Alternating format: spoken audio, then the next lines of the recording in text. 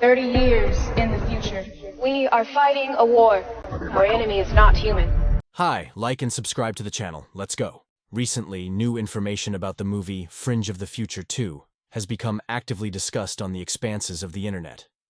Apparently, Warner Brothers is ready to bring back Major William Cage and Sergeant Rita Vrataski to the movie. At least, that's what a fresh interview with Emily Blank suggests. The studio is even preparing a script for a sequel. True, there is one but: Tom Cruise. When will the sequel come out? What will be the plot and why the first movie failed at the box office? About all this we will tell in the next few minutes. To begin with, let's remind you that The Edge of the Future was released almost 10 years ago, in 2014. The movie was met very warmly. Today, the tape has 91% freshness from tomato critics and 90% freshness from the audience. And the viewer rating is based on more than 100,000 reviews. Incidentally, The Avengers has a viewer rating of 50,000. The finale has a 50,000 viewer rating. This again shows that Fringe with the Future has gained an army of fans since its release.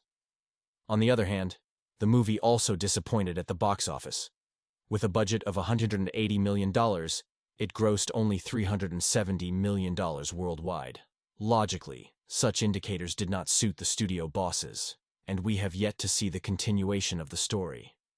Interestingly, the low box office receipts have nothing to do with the quality of the movie. This is a failure of Tom Cruise himself and the advertising campaign. After all, a year before the release of Edge of Future Past, the world saw the movie Oblivion. Oblivion is not the Oblivion one might imagine. It's a science fiction movie about an Earth devastated by an alien war. The movie was terribly average and ended up barely breaking even. And the second movie of a similar genre, starring Cruise, alienated a significant portion of the audience.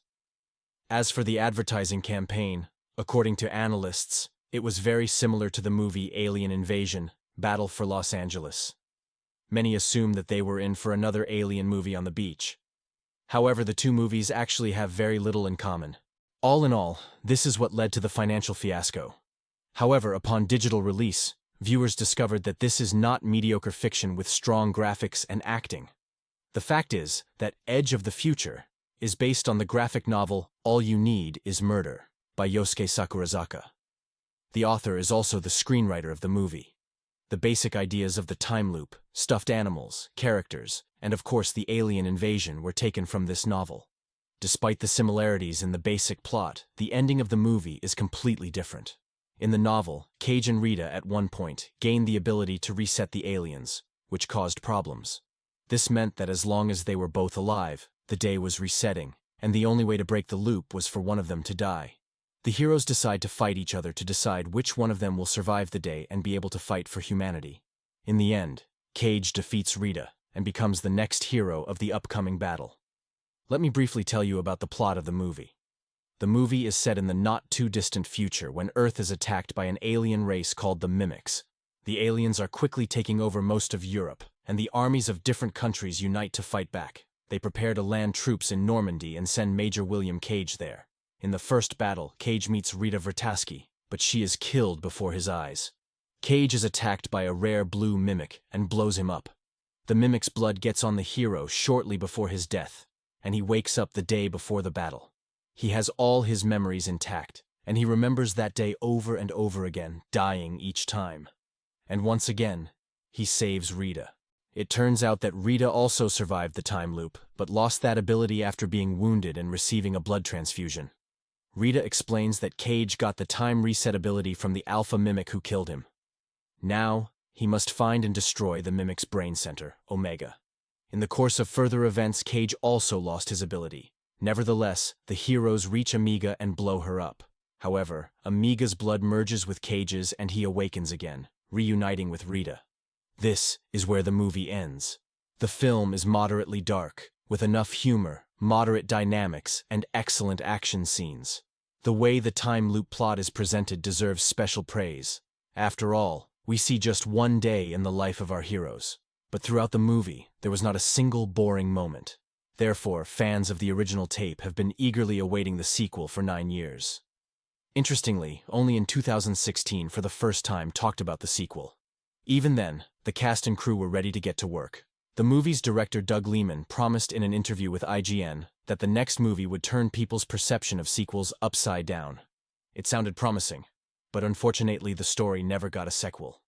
5 years later, in 2021, Emily Blunt stated in an interview that she read the script for the sequel, and it turned out to be great. The actress also stated that the movie might cost too much, and that she had no idea how to make it. Apparently, the script was very heavy. The previous movie was a special effects-laden story about time travel, and the sequel was supposed to be even more ambitious.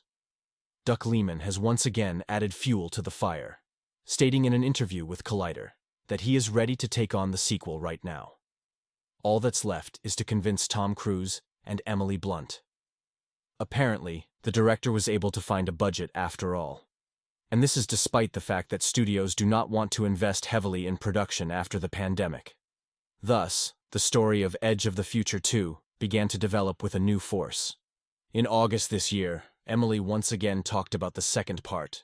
On the air of the Happy, Sad, Confused podcast, she stated that she wanted to start filming. According to her, not too long ago she read the revised script for the sequel, which was given to her by Doug Liman. And despite the break in filming that the actress has decided to take for the sequel, she is ready to cut it short. "My biggest problem right now is my schedule," she says. Tom Cruise's busy schedule, busy with Mission Impossible, is a major obstacle to making Edge of Tomorrow 2. In addition to his own franchise, Cruise is also set to star in a space movie, in space to be exact. Rumors about this have been circulating for some time now, and given the actor's passion for unthinkable stunts on the ISS, he will definitely fly. However, it would be extremely dangerous to continue shooting without Tom Cruise.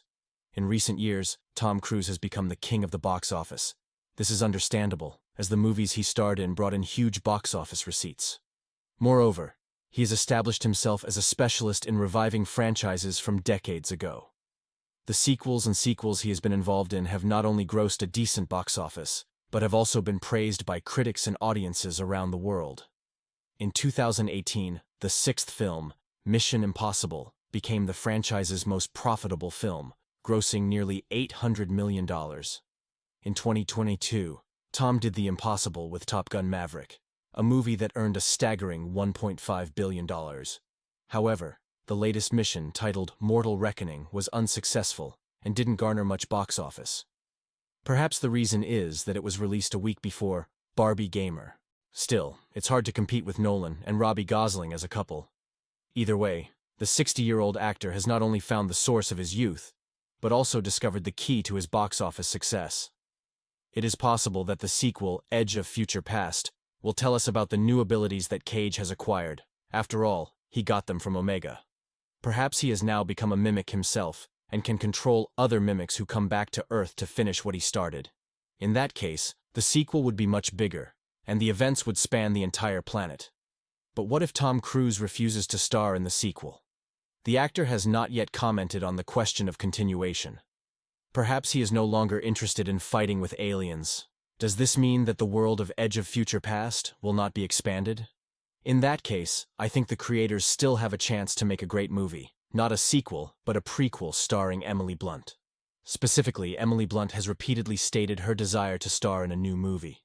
In the original entries, it is mentioned that the only success in the Mimic War was achieved at the Battle of Verdun. There, Sergeant Rita Vrataski single-handedly defeated over 100 mimics, which earned her the nickname Angel of Verdun, and made her a living legend.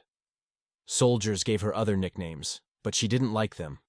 As mentioned, she was able to achieve such success because she acquired the same abilities as Cruise's character. Thus, the time loop plot once again becomes the basis of the narrative.